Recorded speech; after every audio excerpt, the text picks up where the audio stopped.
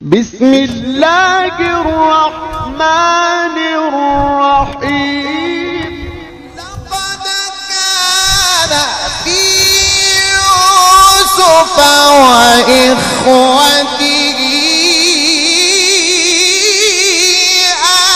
آيات للسائلين.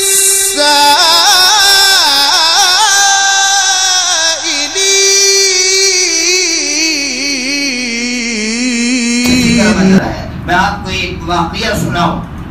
ہمارے یہاں بمبئی سے ایک جماعت گئی تھی، بہت بڑے ذمہ داروں کی، آپ نے ذمہ داروں کا نام سنا ہوگا، حضرت مولانا عبدالرحمن صاحب رویانہ والے.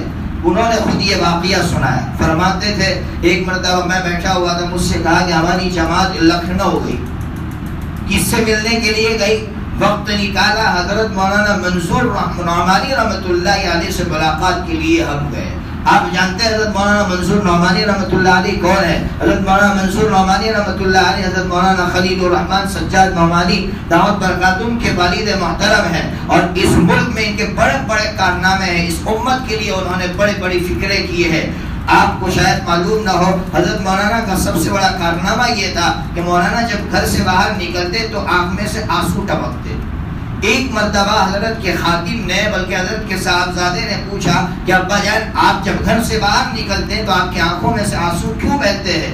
آپ بتائیے. والد صاحب نے کہا کہ کیا ضرورت ہے، بتانے کی کوئی ضرورت نہیں ہے. بہت اصرار کیا کہ ابا جان اس لیے پوچھ رہا ہوں تاکہ میں عمل کر سکوں. تو والد محترم نے یہ کہا کہ میں جب گھر سے باہر نکلتا ہوں تو میری نظر پڑتی ہے کہ کوئی انسان دوڑ رہا ہے، بھاگ رہا ہے. میرا دل یہ کہتا ہے معلوم نہیں کس مصیبت میں ہوگا، کوئی کورٹ کے چکر کھا رہا ہوگا، کوئی کاروبار کے لیے بھاگ رہا ہوگا، کوئی ماں ہوگی تو اپنے بچے کے لیے بھاگ رہی ہوگی، کوئی بچہ ہوگا تو اپنے باپ کے لیے بھاگ رہا ہوگا. کوئی کس مصیبت میں ہوگا مجھے نہیں معلوم. تو میں اللہ سے یہ کہتا ہوں یا اللہ میں ان کی مصیبتوں کو تو دور نہیں کر سکتا ہوں، لیکن یا اللہ تجھ سے اتنی درخواست کرتا ہوں کہ تو ان کی مصیبتوں کو دور کر سکتا ہے. اللہ ان تمام کی مصیبتوں کو دور کر دے. انسانیت کا درد، ایسا نہیں کہ مسلمان پریشان حال ہے تو مسلمانوں کی پریشانی کو دور کر. انسانیت کے تعلق سے ایسے فکر مند ہے. میں اس بزرگ کا واقعہ سنا رہا ہوں. حضرت مولانا عبدالرحمن صاحب فرماتے ہیں کہ ہم جب ملاقات کے لیے گئے تو حضرت کے آخری ایام چل رہے تھے، بہت زیادہ بیمار تھے. ملاقات ہوئی. ملاقات کے بعد جب واپس ہو رہے تھے تو حضرت نے کہا بھائی رک جاؤ. روکا. اچانک ایک عجیب آواز کی، ایک کیفیت کی. حضرت نے کہا رک جاؤ. رک جانے کے بعد حضرت نے ہاتھ اٹھا کر یہ جملہ کہا کہ میرے لیے دعا کرنا کہ اللہ ایمان پر خاتمہ عطا فرمائے. میرے بھائیوں یہ وہ شخص کہہ رہا ہے جس نے پوری زندگی ایمان کی فکریں کی، اپنے ایمان کی فکریں کی، پوری انسانیت کے تعلق سے فکر مند رہا.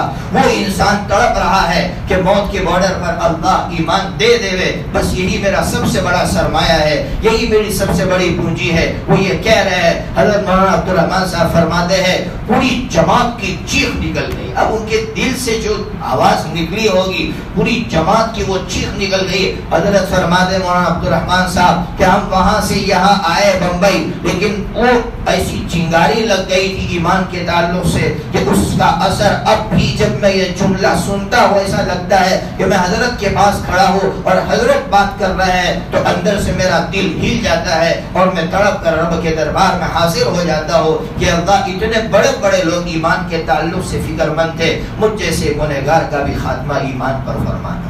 یہ سب سے بڑی دولت ہے. مانگنے کی ضرورت ہے. اس کے لیے ہمارے علماء کرام نے، مفسرین نے عمل بتلایا ہے. عمل یہ بتلایا ہے کہ 3 دعائیں آپ 3 دعاؤں کا معمول بنائیے انشاءاللہ، اور عمل بھی کرتے رہیے. صرف دعا نہیں، عمل بھی کرتے رہیے اور 3 دعاؤں کا معمول بنائیے. اللہ تبارک و تعالی ایمان پر خاتمہ عطا فرمائیں گے. ایک دعا جو 3 پارے میں سورہ آل عمران میں سب سے آخری آیت 15 پارے کی جو پارے کا جو لکیر والا جو قرآن ہوتا ہے اس میں ربنا لا تزغ قلوبنا بعد إذ هديتنا وهب لنا من لدنك رحمة إنك أنت الوهاب.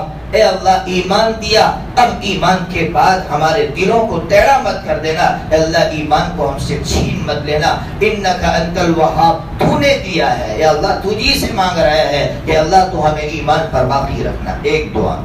دوسری دعا ربنا لا تؤاخذنا، اس صفحے پر سورہ بقرہ کی سورہ بقرہ کا آخری صفحہ، ربنا لا تؤاخذنا ان نسینا او اخطانا، کہ اللہ بہت سی مرتبہ میں زبان سے ایسی بات کر دیتا ہوں، کسی کو ڈانٹ دیا، کسی غریب کو فقیر کو ڈانٹ دیا تو غصے میں آ جاتا ہے، یا کوئی ایسا گناہ کر بیٹھتا ہو یا اللہ تو غضب میں آ جاتا ہے، تو فیصلہ کر دیتا ہے کہ اب اس کو ایمان کی فہرست سے نکالو، اے اللہ ایسا کوئی عمل مجھ سے صادر ہو جائے، سرزد ہو جائے، کوئی میری زبان سے ایسی بات نکل جائے، اللہ میری پکڑ مت کرنا، اللہ مجھے ایمان پر باقی رکھنا، لا تؤاخذنا ان نسینا او اخطانا۔ اور تیسری دعا جو ابھی آپ کے سامنے پڑھی، فاطر السماوات والارض انت ولی فی الدنیا والآخرہ توفنی مسلما والحقنی بالصالحین، ان تین دعاؤں کا معمول بنانا چاہیے۔ اللہ تبارک و تعالیٰ سے دعا کرتے ہیں کہ اللہ تبارک و تعالیٰ ہمیں بھی ایمان پر خاتمہ عطا فرمائے اور اللہ ہماری نسلوں کو بھی ایمان پر باقی رکھے۔ وآخر دعوانا ان الحمدللہ رب العالمین۔ بھئی آپ حضرات سے درخواست یہ ہے کہ آئندہ بھی اس طرح کی محفلیں ہو، خاص کر درس قرآن کی محفلیں ہو تو اس میں شرکت کریں، خود بھی شرکت کرے، اپنے دوستوں کو بھی لے آئے۔ اور اس کے لیے میں نے تو ابھی جب چھٹیاں ہونے والی تھی مدرسے کے طلباء سے میں نے یہی کہا تھا کہ بس اب دو ہی آرزویں رہ گئی ہے۔ ایک آرزو تو یہ رہی ہے کہ ہر مسجد میں اچھا قرآن پڑھنے والے ہو جائے، قرآن جو تراویح میں قرآن پڑھتے ہیں تو اچھا قرآن پڑھنے والے ہر مسجد میں ہو جائے، اور اچھا سننے والے بھی ہو جائے۔ صرف پڑھنے والے نہیں، پڑھنے والے تو بہت ہے، اچھا پڑھنے والے، اچھا سننے والے نہیں ہیں۔ اچھا قرآن مسجد میں پڑھا جا رہا، پھر بھی ہم لوگ 3 پاروں میں بھاگتے ہیں، جہاں 1.5 گھنٹے میں 3 پارے ختم ہو جاتے ہیں۔ اچھا سننے والے بھی ہو، میں نے ان سے یہ کہا تھا۔ اور دوسری درخواست یہ کی تھی طلباء سے کہ ایک تمنا یہ بھی ہے کہ ہر مسجد میں اب قرآن پاک کا حلقہ ہو، قرآن پاک کے سیکھنے سکھانے کا عمل زندہ ہو، چاہے الفاظ کو سیکھنے سکھانے کا عمل ہو، معانی کو سیکھنے سکھانے کا عمل ہو۔ اللہ تبارک و تعالیٰ سے دعا کرتے ہیں کہ اللہ تبارک و تعالیٰ جب تک زندگی ہماری ہے اللہ تبارک و تعالیٰ اس کام میں لگائے رکھے۔ اور خدا دعا کریں۔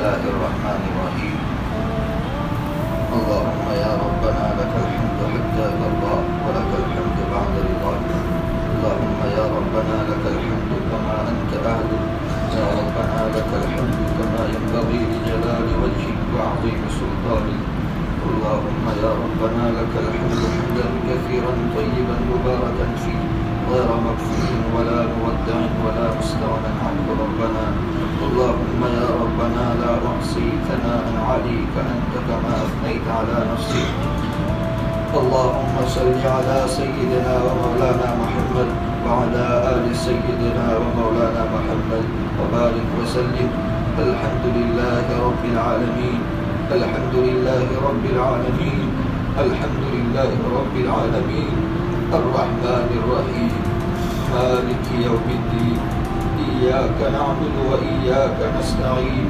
اهدنا الصراط المستقيم صراط الذين أنعمت عليهم غير المغضوب عليهم ولا الضالين اللهم يا فاطر السماوات والأرض أنت ولي في الدنيا والآخرة توفني مسلما توفني مسلما توفني مسلما وألحقني بالصالحين اللهم يا ربنا لا تؤاخذنا إن نسينا أو أخطأنا اللهم يا ربنا لا تزغ قلوبنا بعد إذ هديتنا وهب لنا من لدنك رحمة إنك أنت الوهاب پیارے اللہ جی آپ ہمارے رب ہیں، آپ ہی ہمارے رب ہیں، آپ کے سوا کوئی ہمارا رب نہیں ہے اور نہ ہو سکتا ہے، ایسے ہم ان کو اپنا رب بنا لیں۔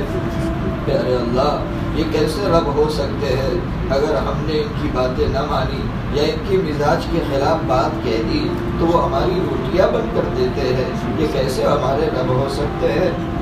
رب تو آپ ہے پیارے اللہ جی، کہ ہم نے آپ کی نافرمانی رکھی، آپ کے حکموں کو توڑا، پھر بھی آپ نے اپنی نعمتیں بند نہیں فرمائی، آپ نے ہماری روٹیاں بند نہیں فرمائی۔ اے اللہ آپ رب ہے، ہم اتنے بڑے گنہگار ہیں، اس لائق نہیں ہے پیارے اللہ کہ ہماری تعریف کی جائے، تعریف کے حقدار تو آپ ہے۔ اے اللہ تعریف کے لائق تو آپ ہے کہ آپ نے ہم گنہگاروں کو اس لائق سمجھا کہ اللہ قرآن پاک کے سامنے لا کر بٹھایا۔ بہت سے مسلمان بھائی ایسے ہیں کہ قرآن کی دیدار سے محروم ہے، قرآن کی دیدار سے محروم ہے۔ آپ نے ہمیں اس لائق سمجھا کہ قرآن کے سامنے لا کر بٹھایا، اللہ اس سے آگے بڑھ کر قرآن پاک پڑھنے کے لیے قبول فرمایا، اس سے آگے بڑھ کر قرآن پاک کو سمجھنے کے لیے اور سمجھانے کے لیے قبول فرمایا۔ اے اللہ، آپ کی یہ نعمت ایسی ہے کہ پوری زندگی آپ کی غلامی میں گزار دے پھر بھی حق ادا نہیں ہو سکتا۔ اے اللہ، بس ہم آپ سے معافی مانگتے ہیں کہ ہم آپ سے رٹتے رہیں، آپ سے دور ہوتے رہے، اور آپ ہمیں اپنے سے قریب کرتے رہے، آپ ہمیں اپنے سے قریب کرتے رہے۔ اگر دنیا کا کوئی شخص ہماری نافرمانی کے باوجود بھی ہمیں چانس دیتا رہے اور ہمارے ساتھ ایسا سلوک کرتا رہے تو ہم اپنی زندگیاں غلامی میں گزار دیتے ہیں، اس کی غلامی میں گزار دیتے ہیں۔ اے میرے پیارے اللہ، آپ نے ہمیں چانس پر چانس دیے، آپ نے ہمارے لیے مواقع فراہم کیے، لیکن پیارے اللہ ہمارے دل مر چکے ہیں کہ ہم آپ کی غلامی میں زندگی گزارنے کے لیے تیار نہیں ہے۔ لیکن اے میرے پیارے اللہ، آپ کی یہ بندے آپ ہی کے کلام کی نسبت پر یہاں حاضر ہوئے تھے۔ اے اللہ، آپ کی یہ وہ بندے ہیں جو کاروبار میں مشغول رہتے ہیں، یا اللہ ان کا ایک قیمتی وقت تھا، کاروبار کا مشغلہ تھا۔ اے اللہ، آج دنیا اپنے ماں باپ کے مرنے پر بھی اپنے کاروبار کو نہیں چھوڑتی ہے۔ آج دنیا میں ایسا وقت آ گیا ہے، لیکن اے میرے پیارے اللہ، آج بھی تیرے یہ بندے تیرے کلام پاک کی نسبت پر یہاں دوڑ کر آئے، اپنے کاروبار کو چھوڑ دیا۔ اے اللہ، آپ ان تمام کو کلام پاک کی نسبت عطا فرما۔ اے اللہ، بہت سے لوگوں نے اس مجلس کے انعقاد کے لیے کوششیں کی۔ اے اللہ، ہمارا احترام کرتے رہے، اکرام کرتے رہے۔ ہم تو اس لائق نہیں تھے کہ ہمارا اکرام کیا جائے، لیکن یا اللہ اگر انہوں نے کوششیں کی، انہوں نے قربانیاں دی تو صرف اس لیے قربانیاں دی کہ کلام پاک ان کو حاصل ہو جائے۔ یا اللہ، در حقیقت ان کو محبت آپ کے کلام سے ہے۔ اے اللہ، اس لیے ان کے گھروں میں قرآن پاک کے حفاظ پیدا فرما۔ اے اللہ، ان کی نسلوں میں قرآن پاک کے علماء پیدا فرما۔ ہم تو کچھ نہیں دے سکتے ان کو، ہمارے پاس تو ہے کیا کہ ہم ان کو دیں، لیکن پیارے اللہ آپ تمام خزانوں کے مالک ہیں۔ اے اللہ، جن لوگوں نے اس مجلس کو محبت کی نظر سے دیکھا، جن لوگوں نے اس مجلس کے لیے محنتیں کی، قربانیاں دی، اے اللہ ان تمام کو قرآن پاک کی سچی نسبت عطا فرما، قرآن پاک سے تعلق عطا فرما۔ اے اللہ، خاص کر ان کی نسلوں میں قرآن پاک کے مفسرین پیدا فرما، حدیث پاک کے محدثین پیدا فرما، شریعت کو سمجھنے والے فقہاء اور علماء پیدا فرما۔ اے اللہ، ہم تو کچھ نہیں دے سکتے، آپ ہی دے سکتے ہیں۔ ان کی نسلوں کو آباد فرما، اے اللہ ان کے خاندانوں کو شاداب فرما۔ اے اللہ، ہمارے گناہوں کو معاف فرما، ہمارے گناہوں سے درگزر فرما۔ اے اللہ، رمضان کا مبارک مہینہ آپ نے عطا ہی اس لیے تھا کہ ہم آپ کے سامنے معافی مانگ کر اپنے تمام دلوں کو صاف کر سکے، گندے دلوں کو صاف کر کے آپ کے دربار میں حاضر ہو سکے۔ اے اللہ، اب تک ہم لوگ گندے ہیں، ہمارے دل گندے ہیں۔ اے اللہ، ان گندے دلوں کو لے کر تو ہمیشہ گندگی صاف کرنے کے لیے صاف صفائی کرنے والے کے پاس جایا جاتا ہے۔ اے اللہ، ہمارے دلوں کو آپ کے سوا کوئی صاف نہیں کر سکتا، ہمارے گناہوں کو آپ کے سوا کوئی معاف نہیں کر سکتا۔ خود یا اللہ، ہم ہر نماز میں آپ سے کہتے ہیں لا یغفر الذنوب الا انت، لا یغفر الذنوب الا انت۔ اے میرے پیارے اللہ جی، آپ کے سوا ہمارے گناہوں کو کوئی معاف نہیں کر سکتا۔ فاغفر لی مغفرۃ من عندک، اے اللہ جی آپ اپنے فضل سے ہمیں معاف فرما دیجئے۔ اے اللہ، ہماری پوری نسل کو معاف فرما دیجئے۔ اے اللہ، یہاں بیٹھے ہوئے تمام لوگوں کو معاف فرما دیجئے۔ اے اللہ، بی بی آسیہ نے حضرت موسیٰ علیہ السلام کو محبت کی نظر سے دیکھا تھا تو آپ نے ایمان عطا فرمایا تھا۔ آپ کے ان بندوں نے آپ کے کلام کو محبت کی نظر سے دیکھا ہے۔ اے اللہ ان کو آپ اپنی محبتیں عطا فرما دیجئے، آپ اپنی نسبتیں عطا فرما دیجئے، آپ کے ذات عالی کی عظمت عطا فرما دیجئے۔ آج مسلمانوں کے سینوں میں آپ کی عظمت نہیں ہے، آج ہم سب کے سینوں میں آپ کی عظمت نہیں ہے، اسی لیے تو ایک کاؤنسلر کے بلانے پر دوڑ کر جاتے ہیں، لیکن آپ کے بلانے پر دوڑ کر مسجدوں میں نہیں آتے۔ اے اللہ، ہم آپ کا مذاق دن میں 5 مرتبہ کر ڈالتے ہیں، اور آپ نے خود اپنے کلام میں فرمایا ہے قُلْ أَبِاللَّهِ وَآيَاتِهِ وَرَسُولِهِ كُنْتُمْ تَسْتَهْزِئُونَ لَا تَعْتَذِرُوا قَدْ كَفَرْتُمْ بَعْدَ إِيمَانِكُمْ۔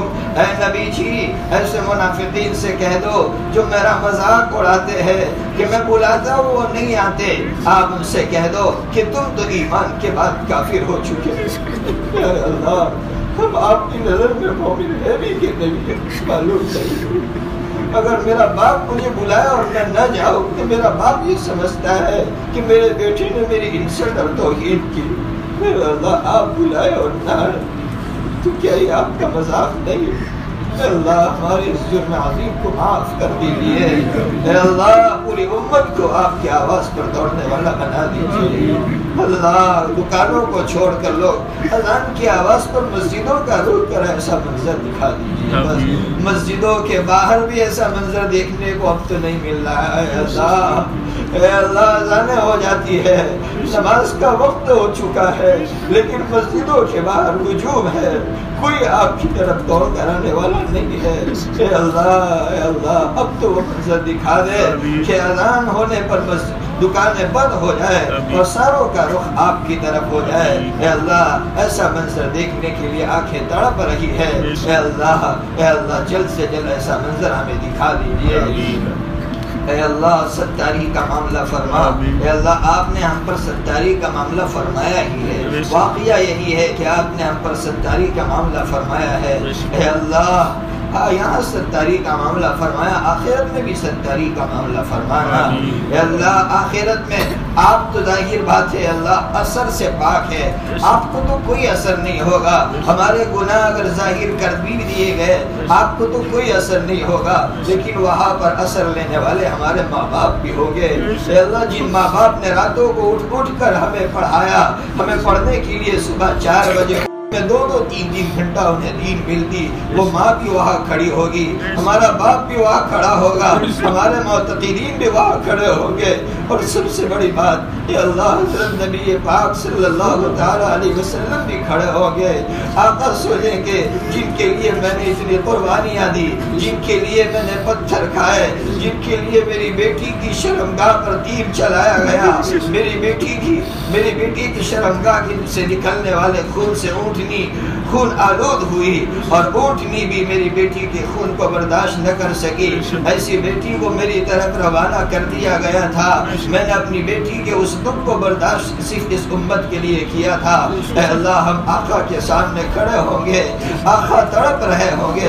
اے اللہ، علامہ اقبال نے ایک مرتبہ کہا تھا کہ سب کچھ ہو اے اللہ، لیکن ایک درخواست ہے، آقا کے سامنے ہمارا حساب کتاب مت لینا۔